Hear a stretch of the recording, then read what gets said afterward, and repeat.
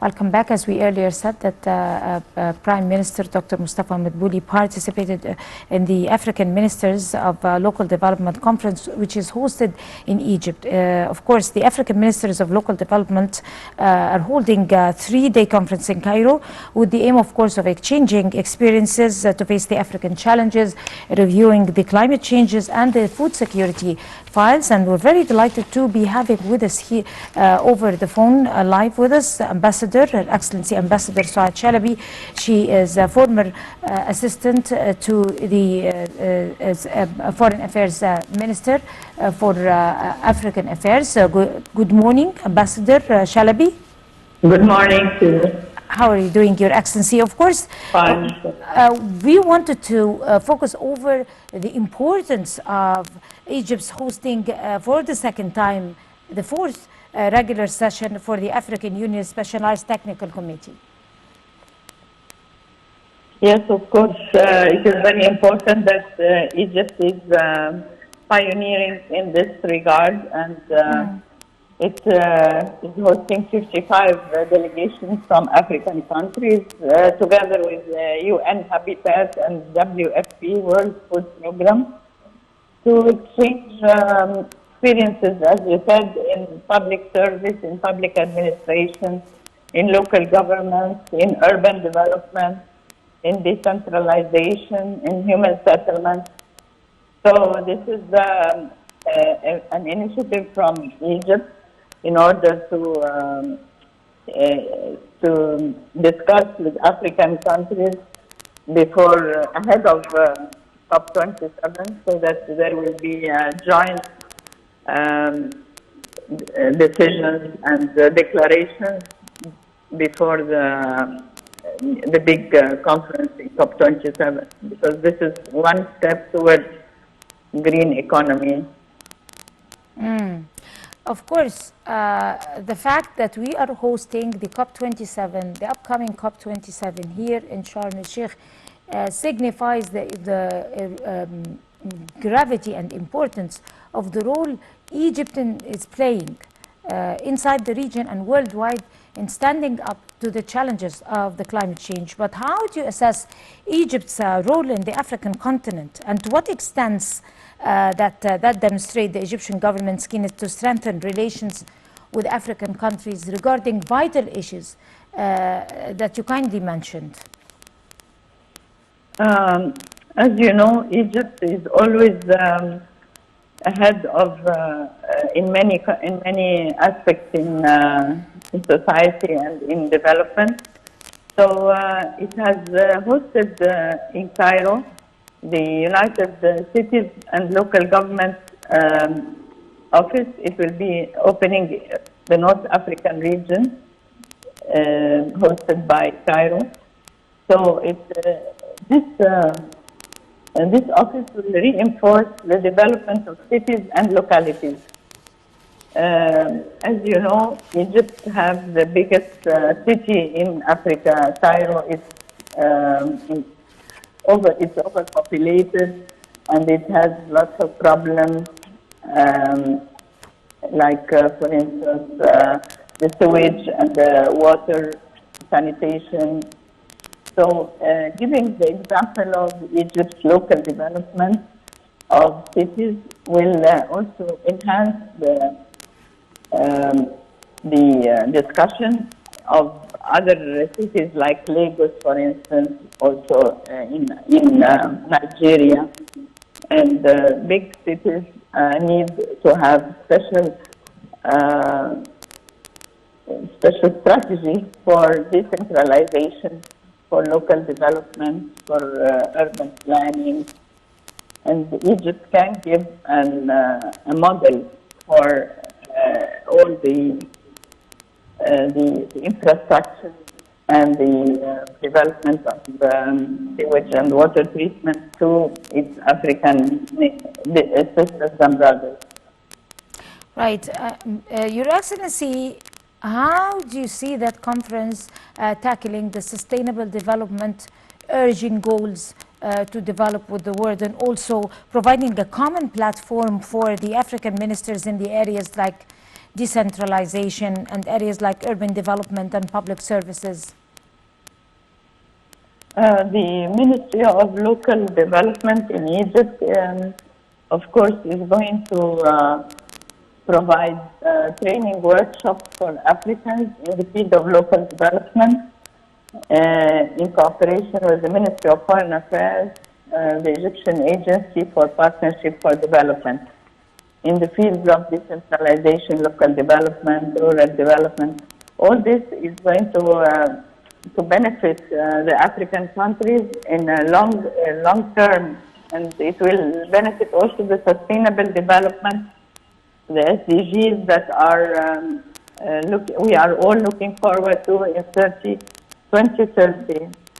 So, and also in coordination with other African countries, there are memorandum of understanding between Egypt and other countries in Africa in order to reinforce the development of cities and localities. Because of the many challenges that the world is facing due to the climate change and due to the pandemics and due to the economic crises, I mean, too many challenges, not only in the region but worldwide, that affected in food crisis, there is no doubt. So how do you think that these international organizations could deeply touch over the African continent on issues in specific like shortages in food, for example, like the food crisis shortages, and also other global crises that face the continent right now?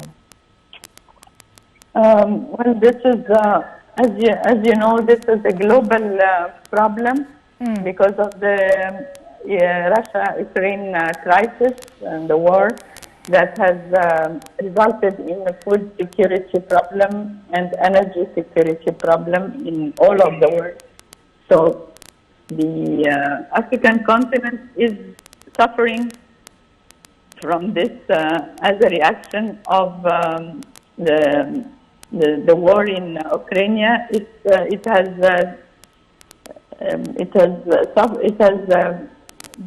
led that Africa depend on other sources for food like in Asia and Latin America, but still the prices are very high. So that is why when African ministers meet, they try to look at all the global problems that are facing the world and see how to position Africa towards solving this problem. For instance, as you know, COVID-19, the African ministers of health met and they tried to find solutions for the vaccinations and for training of doctors and nurses in order to face a pandemic that was affecting the whole world. But now we have two problems that the African continent is facing. The challenges are big, and that is how to provide the food and the fertilizer for all the African population. Right. For a long time, terrorism was one of the major challenges that was facing many countries inside the region. Of course, Egypt have overcome this challenge and have taken a lead role in fighting terrorism, and also in other European countries, not only in the Arab region. But after the latest political crisis that took place worldwide, and the wars and the military confrontation between Russia and Ukraine, and also other crises that were happening, that affected in other pressing issues that overshadowed terrorism, like for example the shortage, the water scarcity, like the climate change, the deforestation, like the economic crisis, like what from your own assessment, what are the most pressing challenges that could be facing the continent right now that most African countries, together with Egypt, should join hands and think of standing up to face it?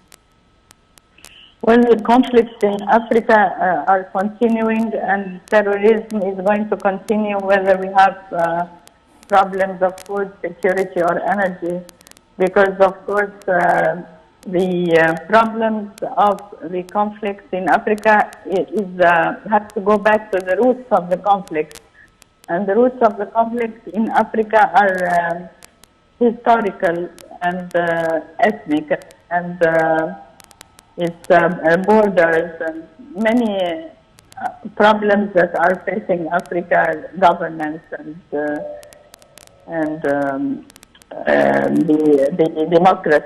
democratic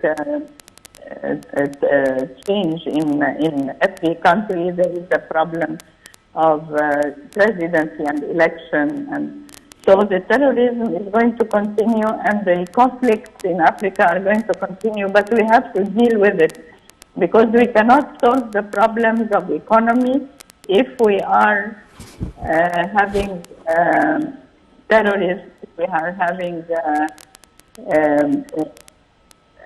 local conflicts or civil fights, and so that is a problem that we have, that every country has to face. Like for instance, in Nigeria, they still have problems of terrorist attacks and the abduction of the girls.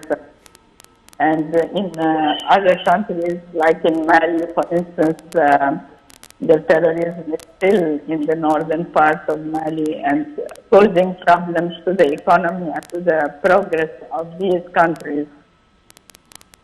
Right. In a span of less than probably 8 years, about 7 years, Egypt have taken a leap in achieving sustainable development, important sustainable development goals like gender equality, like infrastructural projects, like human development, like youth empowerment and women enforcement, and scientific research and educational development, economic reform programs, and a lot of more successes, stops of successes. How could the African countries, rest of the African countries, take Egypt as a leading example and follow the footsteps of Egypt to be able to, as a role model probably, to be able to achieve the same development over where they are?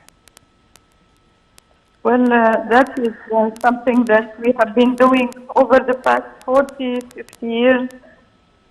We have been providing our experience to the African countries in order to learn and also exchange experience, because some other African countries have better experiences also than Egypt. So it is not really a one track, it is two tracks. So we learn from our African brothers and they learn from us. And we provide training facilities in all sectors in life, including the local development and including the growth of cities. Like for instance, now the ministers are discussing how the growing population, how to deal with solid waste in big cities and how to deal with climate change in the whole of Africa.